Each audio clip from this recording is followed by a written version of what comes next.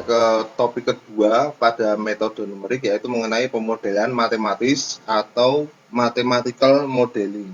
Ya, jadi yang akan saya sampaikan di sini pertama ini adalah motivasi. Ya. Kenapa kita itu selaku manusia, bukan khusus engineer ya, tapi semua manusia itu butuh untuk memodelkan sesuatu itu secara matematis ya. Kita sudah diajari untuk memodelkan sesuatu secara matematis itu sejak kita masih di TK. Ketika kita mulai mengenal angka itu kita sudah mengenal mengenai model matematis. Misalnya kita punya permen 3 biji. Nah, itu model matematis dari permen kita itu adalah apa? 3 buah permen yang kita miliki. Ya, jadi definisinya, definisi dari pemodelan matematis. Ya, ini adalah proses encoding, jadi penguraian kode-kode dan decoding setelah membuat kode-kode yang ada di dunia fisik yang nyata, di mana fenomena alam ini kita reduksi dan kita rubah menjadi suatu ekspresi numerik formal dengan struktur yang disesuaikan dengan kondisi nyata. Misalnya apa? Penjumlahan, pengurangan, dan sebagainya. Kondisi nyatanya seperti ini. Kalau sesuatu kita tambahkan atau kita jumlahkan, harusnya itu menjadi lebih banyak ya dari semula. Kalau sesuatu yang berkurang, itu berarti artinya ada pengurangan atau operasi pengurangan yang kita pakai di dalam model fisik tersebut. Ya, jadi motivasi.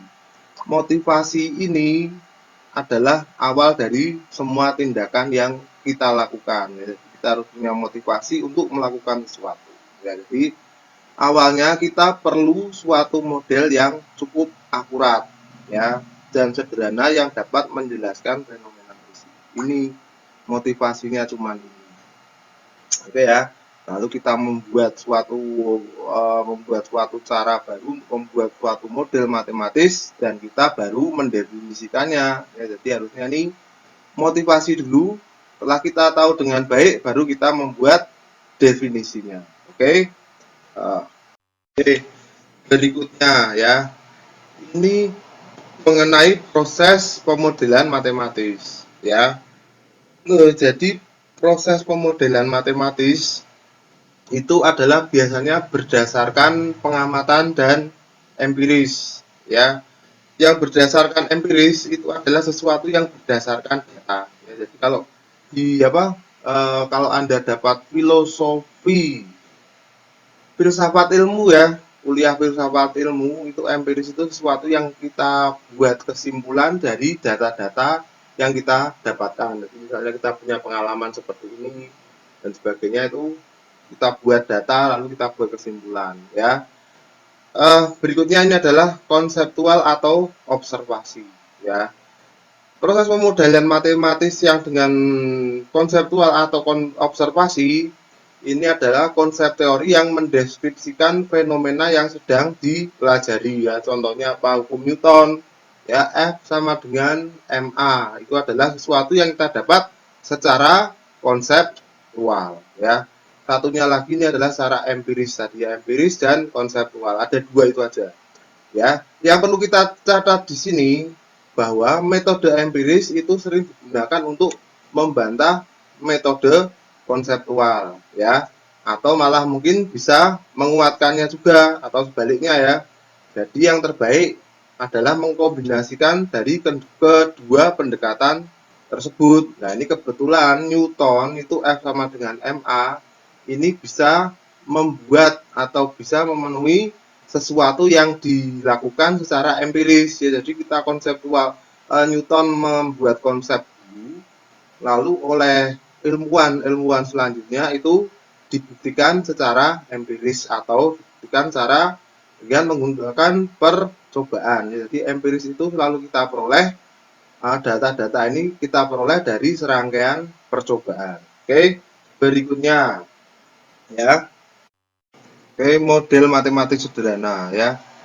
Model matematik sederhana itu pada umumnya terdiri dari variabel dependen atau variabel yang bergantung ya, dependen itu bergantung ya, tergantung itu adalah merupakan fungsi dari variabel independen atau variabel yang tidak tergantung terhadap apapun juga, lalu parameter dan fungsi-fungsi forcing atau fungsi-fungsi yang digunakan untuk memaksa suatu sistem, ya. Definisinya ini adalah dependent variable, itu adalah karakteristik yang merefleksikan perilaku atau status dari suatu sistem. Jadi suatu sistem itu punya karakteristik seperti ini, itu adalah dependent variable. Sementara independent variable itu adalah berupa dimensi. Biasanya dia berupa dimensi, misalnya waktu dan ruang, ya. Dimensi waktu, dia berupa dimensi, misal waktu dan ruang. Jadi sesuatu itu pasti menempati waktu dan menempati ruang, dan dia pasti mempunyai fungsi terhadap waktu, ya. Jadi independent variable ini menentukan perilaku dari sistem yang sedang kita amati. Berikutnya ini adalah parameter, ya. Di sini parameter itu adalah perilaku dan komposisi sistem dan fungsi yang memaksa serta berpengaruh pada sistem tersebut. Ya, banyak contohnya, nanti kita sebutkan contoh-contohnya, ya. Nah, jadi misalnya apa? Kenapa kita pada saat ini mengantuk? Ya, parameternya apa yang membuat kita mengantuk? Ya, mungkin kurang tidur dan sebagainya, ya, itu adalah parameter. Oke. Nah, di sini pada gambar 1-1 di buku kalian yang saya beri itu ada proses pemecahan masalah yang ada pada dunia rekayasa, ya. Yang pertama itu adalah kita harus mendefinisikan masalah dulu, apa latar belakang, motivasi, dan sebagainya. Berikutnya kita buatkan suatu model matematis. Model matematis ini harus mempertimbangkan teori-teori yang ada serta data-data yang akan kita dapatkan nantinya. Oke, ya.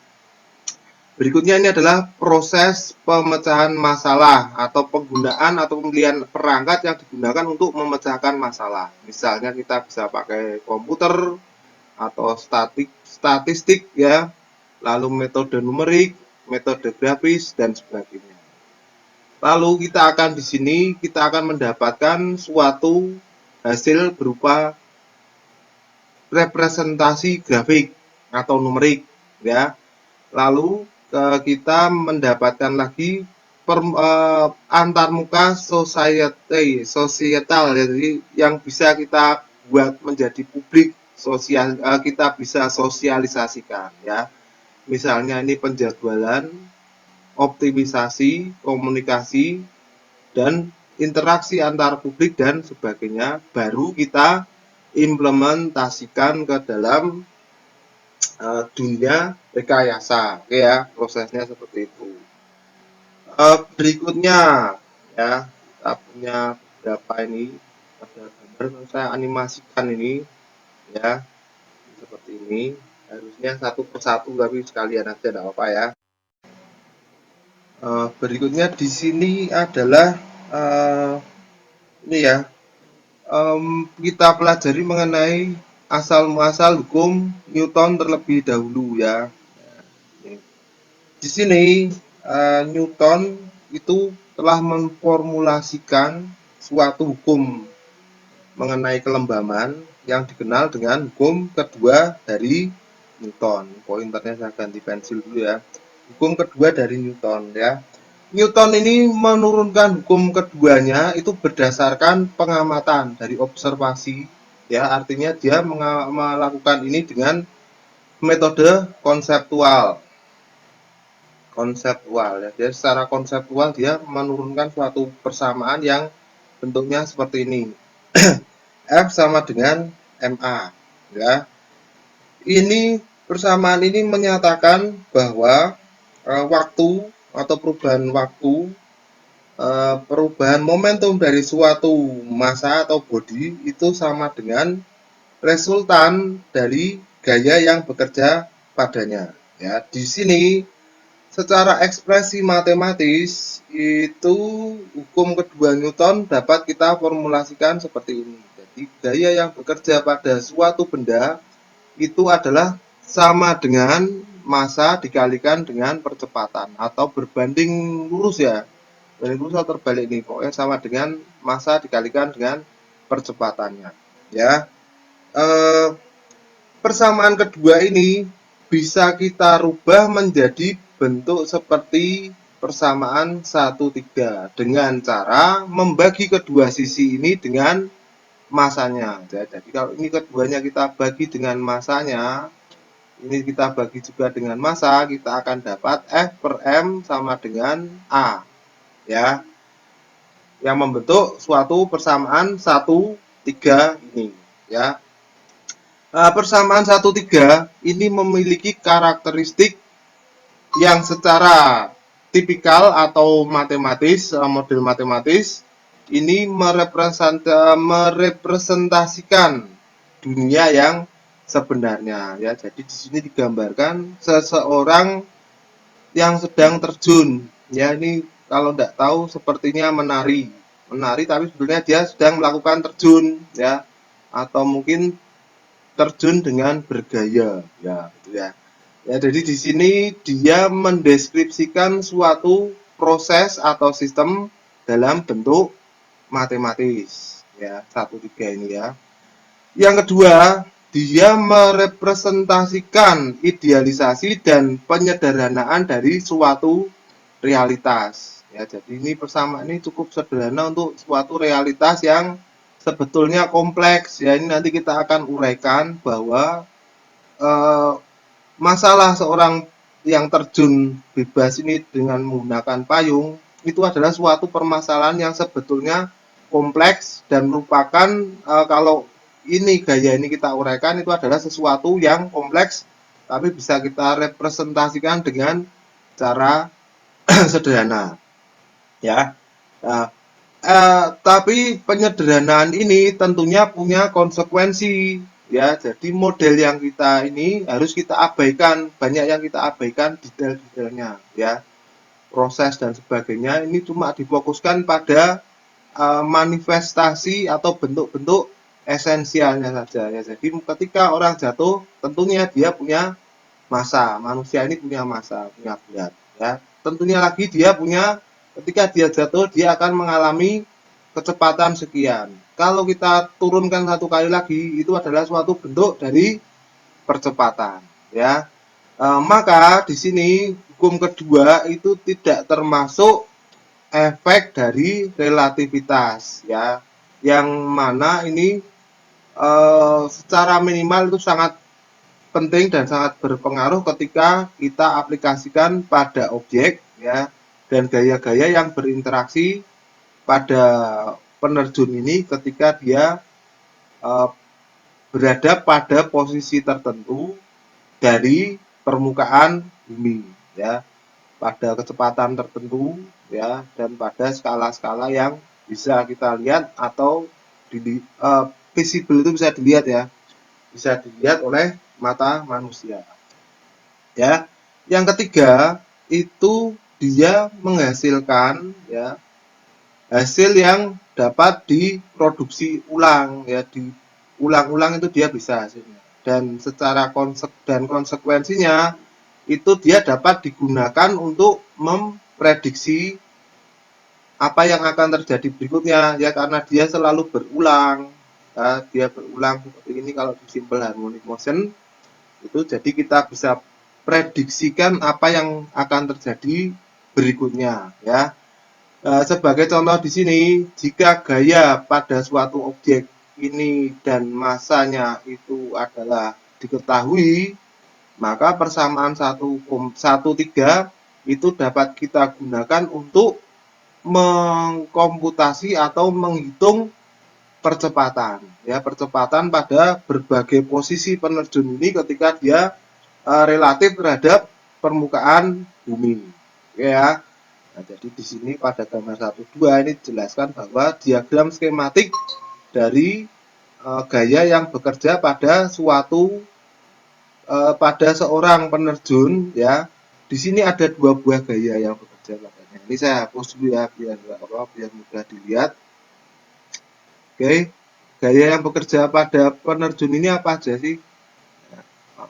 Pointer pen ya. Jadi ini ya. Apa yang bekerja? Yaitu adalah gaya ke bawah ya. Ini adalah gaya ke bawah, arahnya ke bawah tentunya. Karena apa? Ini disebabkan karena adanya gravitasi ya, karena adanya gravitasi. Sementara dia punya satu buah gaya lagi, yaitu gaya ke atas ya. Ini adalah gaya ke atas yang disebabkan oleh adanya tahanan angin, tahanan udara ya. Jadi ketika dia turun, dia tidak cuma mengalami gaya gravitasi, tapi dia juga akan mendapat tahanan atau resistansi dari angin yang arahnya ke atas atau berlawanan dengan gaya ketika dia jatuh ya. Berikutnya ya, jadi karena apa? Persamaan F sama dengan MA ini adalah suatu persamaan aljabar yang cukup sederhana ya. Maka persamaan ini dapat kita selesaikan dengan mudah ya. Namun di sini kita tahu bahwa model matematis lain ya dari suatu fenomena fisik itu harusnya lebih kompleks ya, tidak sekedar F sama dengan MA ini. Bisa aja apa aja tadi ya.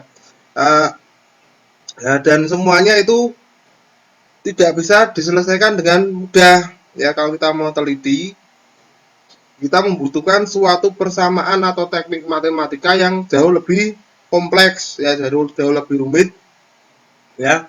Di sini kita buat persamaan ini yang disederhanakan tadi oleh Newton. Ini bisa kita buat menjadi suatu persamaan yang lebih kompleks ya, dengan banyak pertimbangan tentunya. Oke ya. Jadi kalau F sama dengan MA, ini dari gayanya saja bisa kita uraikan menjadi dua ya. Jadi gaya naik sama gaya ke arah bawah ya.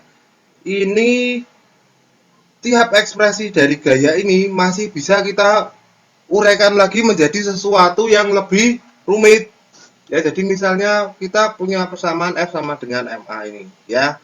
Ini bisa kita perjelas lagi atau kita buat menjadi bentuk lain tadi, menjadi A sama dengan F dibagi dengan M. Oke ya. Sementara kita tahu bahwa percepatan itu adalah turunan dari kecepatan terhadap waktu ya, maka kita susun kembali persamaannya menjadi seperti ini ya. Di mana V itu adalah velocity atau kecepatan, itu satuannya adalah meter per second ya, meter per second. Oke, maka di sini kita tahu bahwa gaya ini tidak cuma sekedar ini ya, kita sudah membuat dia menjadi sesuatu yang lebih kompleks. Lalu berikutnya apa? Kita coba melihat apakah gaya ini, gaya total yang dialami oleh penerjun ini seberapa ya. Kalau secara intuitif kita bisa lihat bahwa gaya yang dialami oleh penerjun itu totalan adalah gaya turun ditambah dengan gaya naik. Oke. Lalu kita tentukan lagi. Kalau misalnya naik itu kita anggap sebagai positif, maka kita dapat lagi, kita susun kembali, naik itu adalah positif, turun itu adalah negatif. Kita dapat FU dikurangi dengan FD ya, karena ini tadi turun ke bawah, sehingga dia negatif, ke atas itu adalah positif. Nah, sementara tiap-tiap gaya ini kita bisa uraikan lagi menjadi seperti ini. Gaya turun itu adalah massa dikalikan dengan percepatan gravitasi ya. Percepatan gravitasi ya. Satuannya apa toh? Percepatan gravitasi itu adalah massa per kilogram ya, kilogram. Sorry ini bukan ini, jadi kilogram Newton, Newton ini juga Newton. Kecepatan ini M, sementara gaya ini adalah Jadi benar ya, ini adalah massa meter, sorry bukan massa, meter per second kuadrat. Ini adalah percepatan gravitasi. Ya, besarnya berapa? Kira-kira 9,81 ya, 9,81 meter per second. Oke, ini untuk gaya yang turun. Nah, bagaimana dengan gaya naiknya? Gaya naik itu adalah Fu. Gaya naik itu bisa kita uraikan menjadi apa? Coefficient of drag.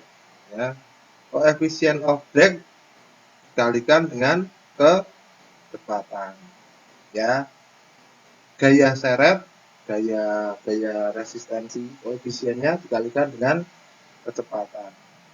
Ini disebut dengan C, itu adalah drag coefficient. Di buku ini ya, drag coefficient. Koefisien satuannya kilogram per second. Ya, maka di sini semakin kecepatannya semakin tinggi, maka gaya ini juga akan semakin besar. Ya, parameter C ini adalah suatu properties atau sifat dari suatu objek. Ya, terus setelah ini bagaimana? Kita susun lagi persamaan ini. F sama dengan FD plus minus FU ya, minus FU. Berarti di sini F itu adalah dV per dt. Ini ya dari sini, dV per dt sama dengan FD itu adalah massa dikali gravitasi, oke, dikurangi dengan ini Fu ya. Fu itu adalah minus C dikalikan dengan P ya, ini harusnya minus juga ini, minus jadi minus karena dia ke atas ke bawah jadinya minus, lalu dibagi dengan M ya. Ini diperoleh dari persamaan ini, A sama dengan F per M, sementara dV per dt sama dengan F D plus FU ya di sini ya. Ini faktor minusnya sudah dijadikan sini jadi satu. Harusnya ini kalau di buku ini pakainya seperti ini, bagi dengan masanya. Tapi kalau saya lebih suka ini CV tetap, tapi cuma F-nya ini kita jadikan minus, jadi FD min FU dibagi dengan masanya. Tapi FU di sini kita tetapkan sebagai positif, jadi FU sama dengan CV ya. Jadi ini sama aja sih hasilnya.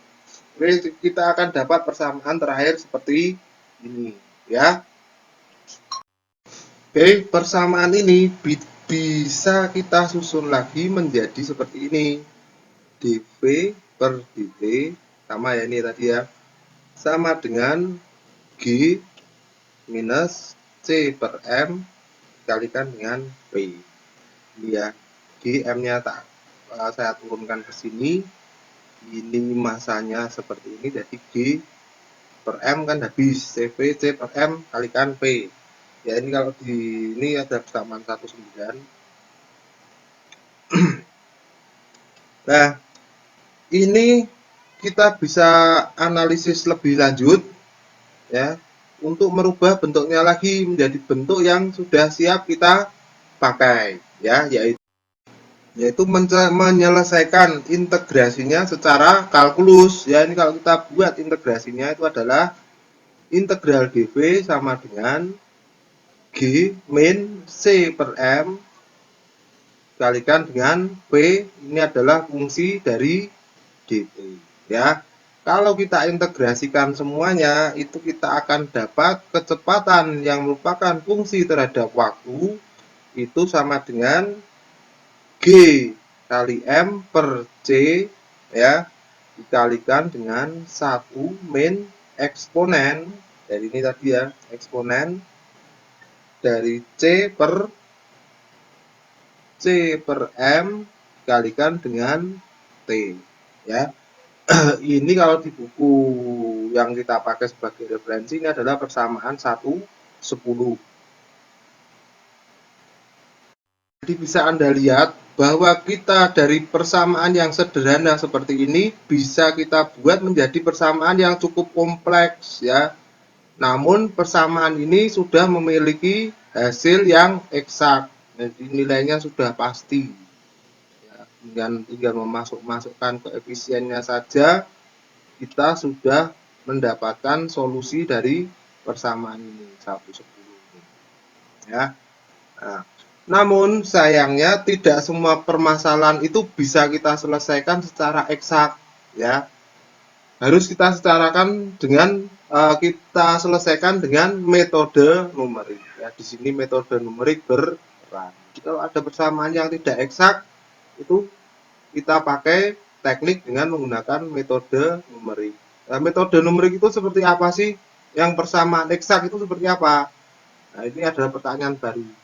Metode numerik itu apa? Persamaan eksak itu apa? Persamaan eksak itu yang seperti apa? Metode numerik itu yang seperti apa? Persamaan eksak jelas, ya. Kita sudah dapat persamaan ini, ya. Dengan kita hanya mengganti nilai koefisiennya aja, seperti kita tahu, koefisien drag ini, C ini akan berubah seiring dengan posisi si orang ini terhadap permukaan bumi. Ya, mungkin aja di atas udaranya vakum atau lebih tidak lebih padat atau tidak lebih rapat daripada sekian meter dari permukaan bumi. Ya, ini kita tinggal mengganti nilai C yang ada di sini saja. Tapi ini sudah jelas, jadi persamaan eksak itu kita bisa menggantikan. Sementara G, gravitasi, kita tahu nilainya 9,81. C ini bisa kita ganti berubah terhadap posisi bumi. Ya, ini adalah persamaan eksak tuh, jadi nilainya bisa kita ketahui. Oke ya, ini terhadap waktu. Nah, sekarang metode numerik itu apa? Metode numerik seperti saya bilang tadi digunakan untuk menyelesaikan persamaan-persamaan yang tidak bisa diselesaikan dengan persamaan atau metode eksak. Oke, kita lihat contohnya seperti apa ya. Jadi lebih mudahnya contohnya seperti ini ya. Contoh 1-1 ya, seorang parasutis. Jadi ini orang yang naik parasit ya, parasut. Masanya itu 68,1 kg. Dia meloncat dari hot air balloon ya, jadi balon udara panas ya yang sedang diam ya. Gunakan persamaan 1/10 untuk mengkalkulasi kecepatan jatuhnya ya terhadap pembukaan parasutnya ya. Sementara koefisien dragnya itu adalah sekitar 12,5 kg per second. Nah, persamaan 1/10 tadi itu seperti ini ya. Tadi persamaan 1/10 itu P fungsi dari T sama dengan G per M. GM per C ya, GM per C dikali 1 min eksponen minus C per M dikalikan dengan T. Ini persamaan 1/10 ya. Persamaan 1/10. Nah, di sini kita tahu semua semua variabelnya ketahuan, parameternya variabel ketahuan ya. Ini adalah 68,1 masanya. Ini massa. Sementara koefisien dragnya itu adalah 12,5 kg per detik. Sementara ini semua konstanta di sini, semua angka-angka semua kalau dibilang ya, di sini konstanta di sini bisa kita masukkan ya. Semua yang sudah ada angkanya bisa kita masukkan. Cuma kita tadi pertanyaannya terhadap waktunya seberapa ketika dia membuka parasut. Nah, hasilnya ini kita hitung saja, 9,8 kali sekian dibagi sekian, hasilnya adalah ini. Sementara untuk yang ini eksponen di sini langsung kita hitung saja, makanya dia ada yang namanya T, bisa besar ya. Nah, zoom, nah di sini ada T-nya ya. Itu ada T. Oke. Jadi persamaan ini adalah persamaan utama yang kita pakai untuk menghitung sesuatu terhadap waktu ya. Menghitung kecepatan terhadap waktu, maaf ya. Jadi ini bisa kita langsung tabelkan. Ini T satuannya adalah detik, sementara di sini kecepatan satuannya adalah meter per detik, meter per second ya. Jadi pada detik ke-0 kecepatannya 0 ya, dia diam. Pada detik kedua 16,4 6 seterusnya dan sampai tidak terbatas. Itu adalah sekitar 53,39. Ini hasilnya yang kita tampilkan dari ini, waktu terhadap kecepatan. Nah, sementara setelah kita buat ini, kita bisa langsung buat plotnya seperti ini. Dari plot dari tabel ini kita plotkan hasilnya seperti ini. Ya, di sini adalah waktu, sementara di sini adalah kecepatannya. Ya, di sini ada yang namanya terminal velocity. Jadi pada kecepatan pada waktu tertentu, kecepatan jatuhnya tidak akan bertambah atau berkurang lagi, alias tetap. Ya, di sini nilainya sudah jenuh, lurus saja, tidak ada perubahan seperti ini. Ya, ini yang disebut dengan terminal velocity. Ya, ini kita plotkan satu persatu, hasilnya seperti ini. Ya, di sini ada situasi analitik terhadap pada parasit yang orang yang naik parasut tadi ini seperti itu. Oke. Nah, di sini adalah analisisnya. Ya, analisisnya seperti apa? Ya, analisisnya ini adalah sesuai dengan model, ya, sesuai dengan model yang kita pakai. Maka orang yang menggunakan parasutis tadi mengalami percepatan secara cepat, ya ini ya pada gambar ini, gambar sini, di mana suatu kecepatan sekitar 44,87 meter per detik, ini kalau dibuat jadi mil per jam ya, itu diperoleh setelah 10 detik. Mana 10 detik? Ini ya. Ini 4, 5, 6, 10. Nah, 10 detik dia mencapai kecepatan sekitar 44,87 meter per detik ya, sekitar di sini ya. Nah, ini. Nah, di sini ini. Nah, perlu diperhatikan juga bahwa setelah waktu tertentu yang cukup panjang, suatu kecepatan konstan itu didapat. Ya, jadi ini jenuh tadi disebut dengan kecepatan terminal sekitar 53,39 di sini ya. Ini adalah terminal velocity-nya sekitar 53,39 atau sekian mil per jam ya.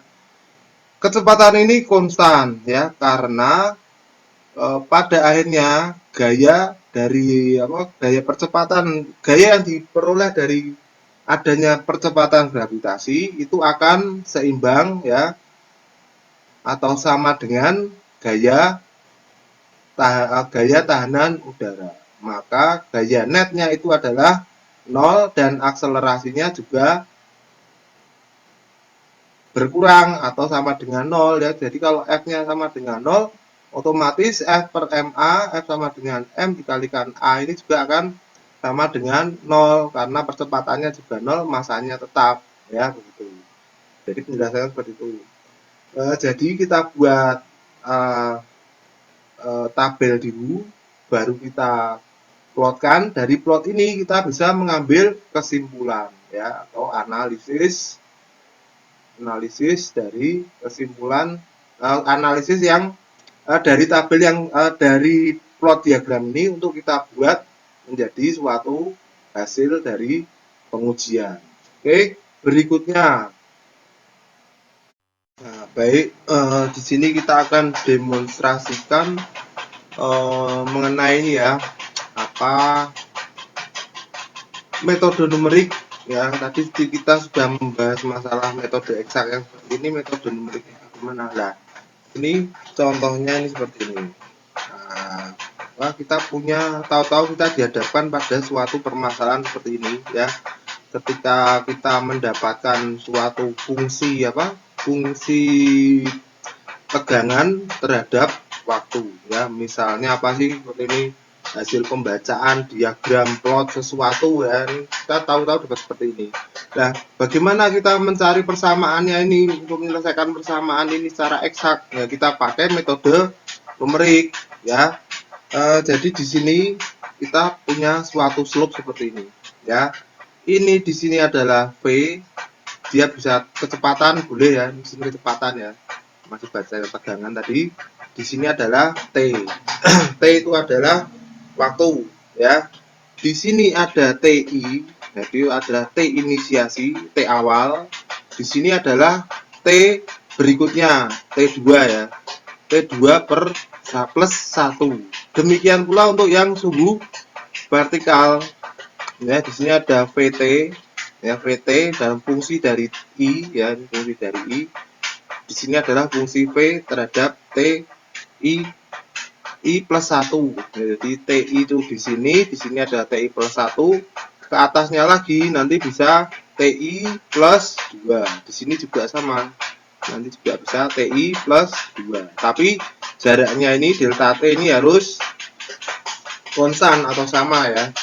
Ya, jadi tujuannya dari metode numerik ini adalah tadi itu apa? Untuk menyelesaikan model matematis secara analitik ya. Jadi kita dapat menyelesaikan ini dengan apa? Secara dekat dengan pendekatan solusi eksak. Oke ya. Nah, bagaimana untuk menyelesaikan ini? Ya, kita punya satu grafik ini ya. Jadi untuk menghitung slope-nya ini seberapa ya, di sini slope atau apa ke apa ya ini ya, busur ya, bukan kemiringan tapi lengkungannya ini lah, lengkungannya ini berapa ya.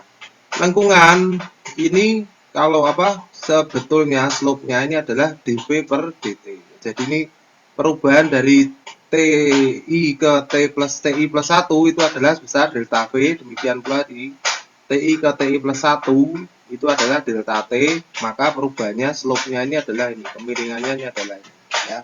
Nah, bagaimana untuk menurunkan persamaan yang kita dapatkan ini menjadi sebuah persamaan ya? Ini dengan metode seperti ini. Nah, jadi ini kita definisikan dulu seperti ini. dV per dt ini adalah kemiringannya ya, sama dengan delta V dibagi dengan delta T ya. Di mana delta V, seperti kita tahu delta V itu adalah V TI ya, TI plus 1 dikurangi dengan V TI. Nah ini ya, ini dikurangi dengan ini. Ya, delta T-nya juga sama. Delta T itu adalah T I plus 1 ya dikurangi T I. Ya, ini sama ya. Ini nggak usah pakai kurung, nggak apa-apa sih. Jadi ini tak buang aja kurungnya ya kita terus T I plus 1. Oke. Nah, setelah ini apa? Di mana delta T dan delta V itu adalah perbedaan antara kecepatan dan perbedaan antara waktu dari TI plus 1 ke TI. Dari TI ke TI plus 1. Ya. Ini TI itu kalau kita anggap sebagai sesuatu yang inisial atau awal, inisial ya TI, makanya dia bilang ini inisial, ini awal, TI awal. Maka untuk menyelesaikan dV per dt itu kita ingat mengenai teori pendekatan yang finite atau terbatas ya, di mana dV per dt itu adalah mendekati delta V per delta T ya. Ini disebut dengan karena apa? Delta T itu adalah terbatas. Delta T itu adalah finite ya. Nah, ingat dari kalkulus pula bahwa dV per dt itu adalah limit dari delta T yang mendekati ke 0 dari persamaan ini dV per delta T. Oke ya, persamaan ini disebut dengan persamaan finite difference. Ini adalah pendekatan secara finite ya, approximation. Oke ya. Dengan adanya ini, kalau kita kita olah lagi itu menjadi derivatifnya masing-masing, maka kita akan dapat menjadi V TI plus 1 dikurangi dengan V TI dibagi dengan TI plus 1 dikurangi dengan TI itu sama dengan tadi samaan ini ya, ingat ini dV per dt ini P fungsi dari T itu adalah dV per dt ya. Jadi ini kita dapatkan G per G dikurangi apa ya, G per C, ini G per C kali M 1 min ini ya, min E pangkat min C per T per M ya, per M fungsi dari pada T. Ini seperti ini bisa kita proses lagi menjadi G min G min C per M kalikan dengan P fungsi dari TI.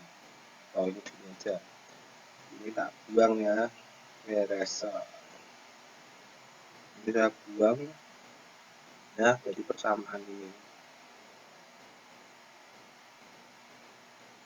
Oke, persamaan ini boleh kita arrange lagi supaya kita dapat PTI plus 1 ya, sama dengan P fungsi dari TI plus ini tadi G min ya, ini salah, ini jadi 1 ya, G min ini jadi 1 ini ya, G min C per M kali P fungsi dari TI ya. Sementara di sini ada lagi kalikan dengan TI plus 1 min TI ini ya, jadi ini saya bawa ke situ.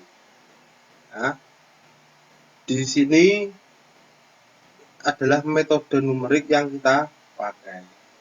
Di sini kita akan dapat memprediksi nilai berikutnya dari P yang merupakan kecepatan dari T hanya dengan memasukkan nilainya ini ya. Metode ini disebut dengan metode Euler ya. Jadi metode Euler itu caranya adalah dengan seperti ini. Nilai baru dari P ini itu adalah sama dengan nilai sebelumnya ya, ditambah slope atau kemiringan ya, dV per dt dikalikan dengan langkahnya. Nah, ini disebut dengan langkah. Langkah itu apa? Langkah atau H itu sama dengan TI plus 1 dikurangi TI plus 1 dikurangi bukan ya, gitu ya. Tulisannya harusnya agak berbeda. Ya. Ini nulisnya seperti ini. Sama dengan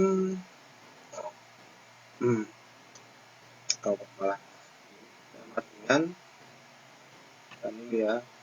Kenapa dia seperti ini? Pointer open pen sama dengan TI plus 1 dikurangi dengan TI. Ini satu langkah ya.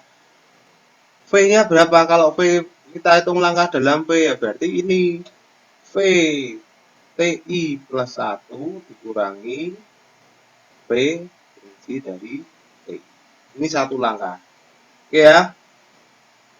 Kita sudah bisa mengerti apa itu perbedaan metode numerik dengan penyelesaian yang kita gunakan secara eksak. Teknik salah satu ini adalah salah satu contoh saja untuk menyelesaikan suatu persamaan dengan menggunakan metode Euler. Jadi ini kebetulan ini kita selesaikan dengan metode Euler. Nantinya banyak yang bisa kita pakai ya, terutama dengan menggunakan Dirac-Taylor. Oke ya. Jadi ini Ini slope sebenarnya ini adalah seperti ini ya. Ini adalah pendekatannya.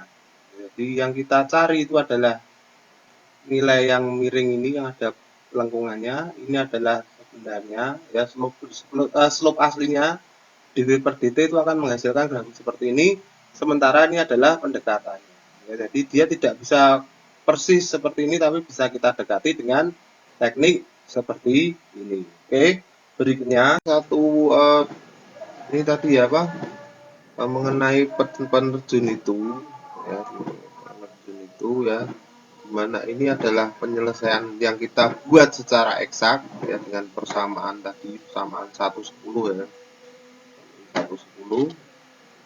Ini sementara yang di sini ini adalah pendekatan dengan menggunakan metode numerik ya, metode numerik dengan teknik Euler tadi ya, TI plus 1, nah ini agak ini kurangi dengan TI. Nah ini ya, di sini bisa lihat. Oke, ini perbandingannya seperti ini. Jadi kita bisa lihat kalau di sini kita bisa lihat kalau di sini apa ya? Ini cukup mendekati ya. Jadi pendekatan eksak itu bisa kita dekati dengan pendekatan numerik ya, solusi numerik. Jadi hasilnya hampir sama. Ya, jadi kalau kita mau menggunakan pendekatan untuk eksak, teknik dengan metode numerik itu sudah tidak diragukan lagi. Baik ya. Lalu di sini kita punya satu buah contoh lagi ya. Contoh ini di sini ini adalah contoh mengenai konservasi energi ya, konservasi energi. Nah, ini agak lemot ini komputer saya ya, mengenai konservasi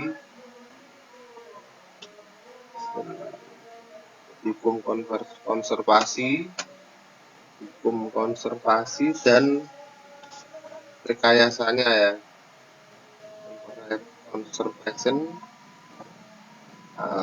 conservation laws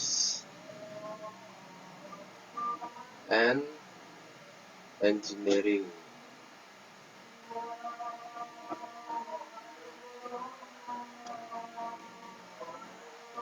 Ya, jadi selain hukum Newton tadi, kita ada beberapa prinsip-prinsip yang utama yang digunakan dalam engineering ya.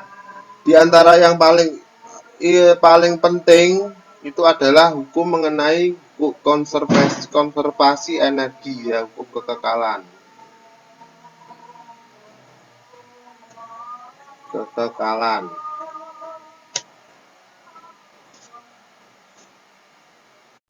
Ya ini agak ada kesalahan teknis tadi. Jadi hukum yang penting itu adalah hukum mengenai hukum kekekalan ya. Hukum kekekalan itu bisa kita rumuskan sebagai berikut ya. Perubahan atau perubahan itu adalah selisih antara kenaikan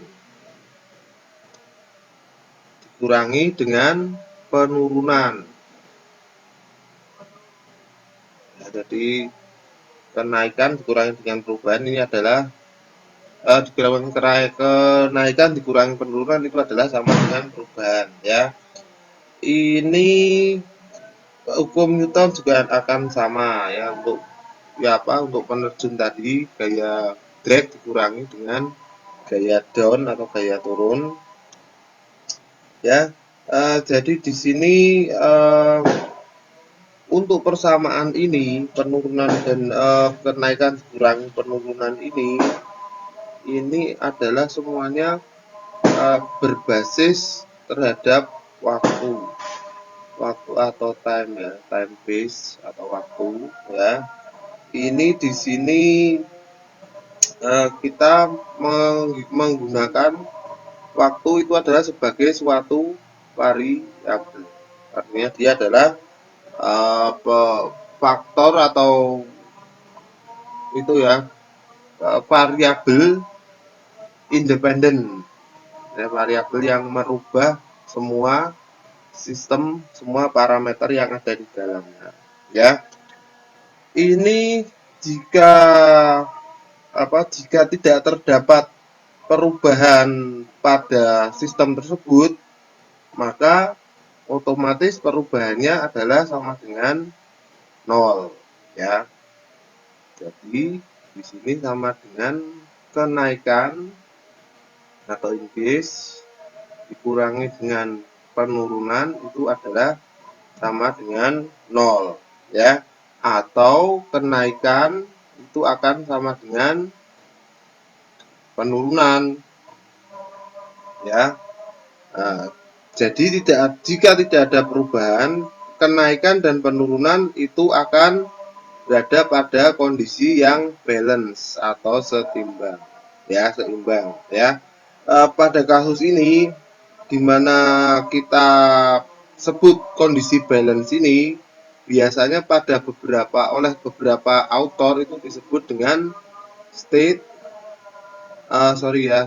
state, dengan steady state, ya. Jadi pada kondisi seimbang atau status yang tidak berubah. State itu kan status, ya, status yang tidak berubah. Jadi misalnya kita punya persamaan seperti ini, kita akan menghitung ini, sistem ini, ya, suatu keseimbangan untuk aliran seimbang untuk fluida yang incompressible, aliran fluida incompressible pada sambungan pipa, ya.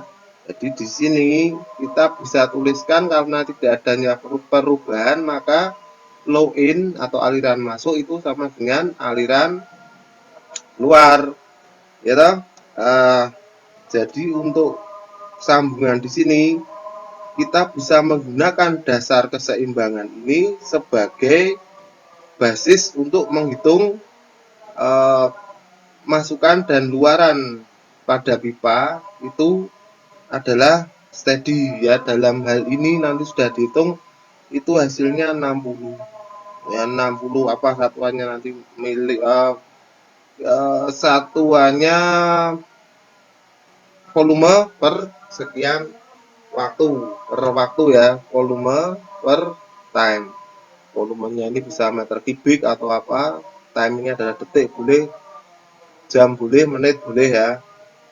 Nah, jadi untuk penerjun payung yang jatuh tadi ini, hukum untuk steady state ini adalah Mg sama dengan C dikalikan P. Kenapa? Karena dV per dt itu akan sama dengan 0, ya. Maka untuk steady state, gaya naik dan gaya turun itu adalah pada kondisi balance, ya. Jadi Fu itu sama dengan F down. Oke, ya. Jadi kita untuk keseimbangan yang berupa seperti ini, kita dapat merubah persamaan ini, ya, persamaan yang ada di sini, untuk mencari kecepatannya itu adalah V sama dengan Mg per C, ya. Walaupun ini kelihatannya simple, tapi ada dua basis, ya, ada dua cara di mana kita melibatkan persamaan kekekalan energi, ya, kekekalan energi boleh, apapun boleh, ya. Ini di mana kedua basis tersebut akan membentuk bagian yang penting untuk mengilustrasikan hubungan antara ini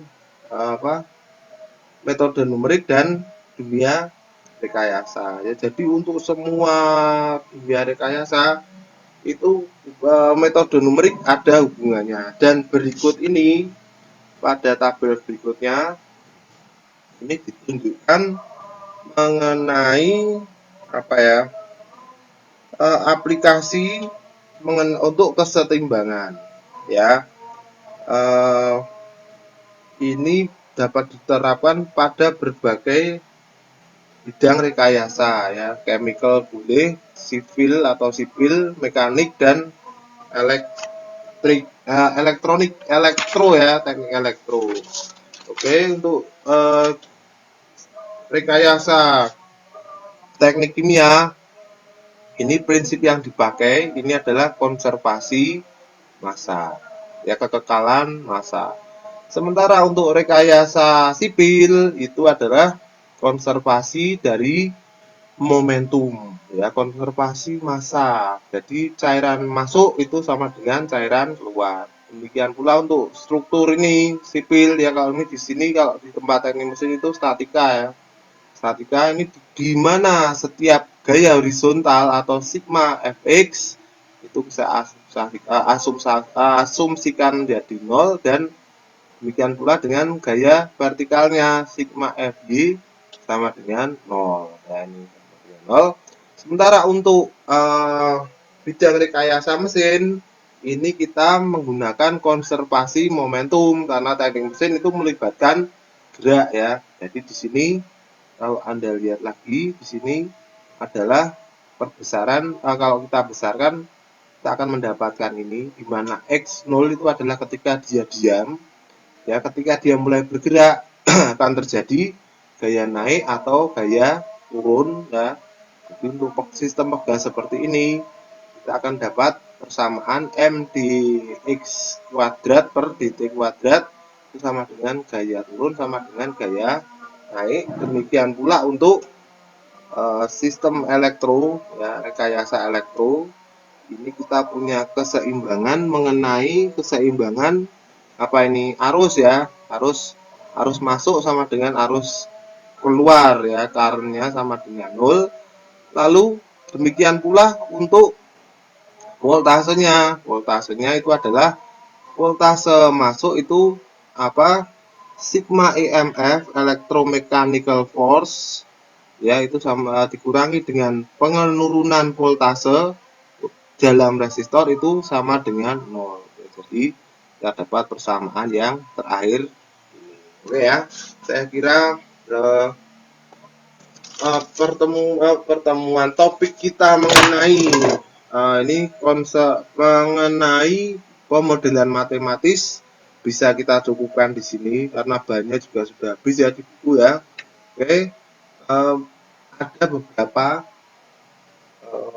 ringkasan yang harus kita tahu, harus kita lihat ya, bahwasanya ketika kita membuat suatu model matematis itu kita akan menghadapi beberapa isu itu masalah ya, yang dalam buku ini adalah seperti ini. Yang pertama ini adalah nonlinear versus linear ya. Kebanyakan sistem rekayasa klasik itu tergantung pada linearisasi. Jadi persamaan yang tidak linear itu harus kita linearisasikan ya. Walaupun ini terkadang mencukupi ya, tapi kalau kita perluas lagi wawasan itu nonlinear problem atau masalah-masalah nonlinear itu harus juga kita amati.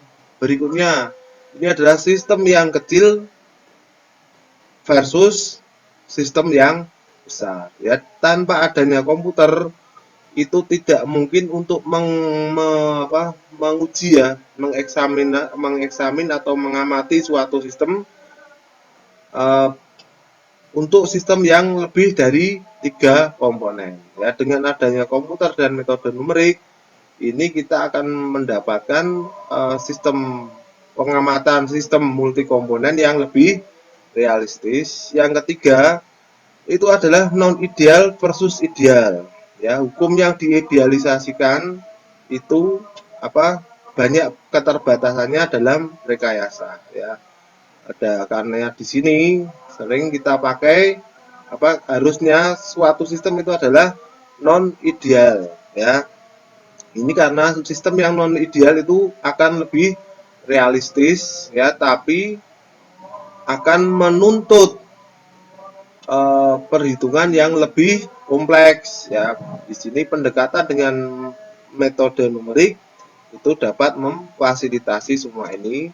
Kemudian berikutnya ini adalah analisis sensitivitas ya, karena eh, sistem-sistem ini sangat melibatkan banyak kalkulasi manual ya, jadi kita membutuhkan waktu yang lebih banyak supaya implementasi kita bisa sukses ya. Ini kadang menghambat seorang analis dari mengimplementasikan perhitungan yang multiple atau ganda ya. Mungkin karena apa, melihat persamaan yang sangat banyak jadi agak malas ya.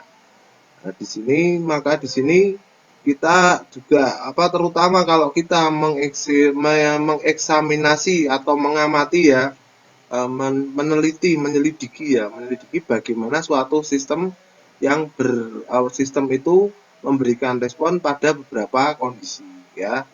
Ini dibutuhkan analisis sensitivitas ya, yang mana itu dapat difasilitasi ketika kita menggunakan metode numerik dengan menggunakan komputer ya, untuk menghindari beban yang timbul karena adanya perhitungan yang kompleks. Berikutnya ini adalah mengenai desain. Ini terkadang cukup straightforward, itu langsung ya. Proposisi yang kita tentukan itu cukup bisa kita lakukan secara langsung ya. Kita dapat melihat kinerja dari suatu sistem sebagai fungsi dari parameter-parameter yang ada ya. Ingat parameter tadi apa definisinya. Oke, kadang kita akan menemukan kesulitan untuk menyelesaikan masalah pembalikan. Jadi masalah kita balik itu akan lebih kompleks, lebih rumit daripada menentukan parameter ya, ketika kinerja itu di kinerja yang spesifik itu dibutuhkan atau harus diketahui informasinya. Nah, dengan metode numerik dan komputer itu kita dapat melakukan tugas ini uh, dalam dalam kondisi yang lebih efisien. Oke ya. Jadi ini hal yang terakhir yang harus kita lihat, terutama pada kelebihan dimiliki oleh metode numerik ya. Saya rasa saya cukupkan sekian dulu. Wassalamualaikum warahmatullahi wabarakatuh.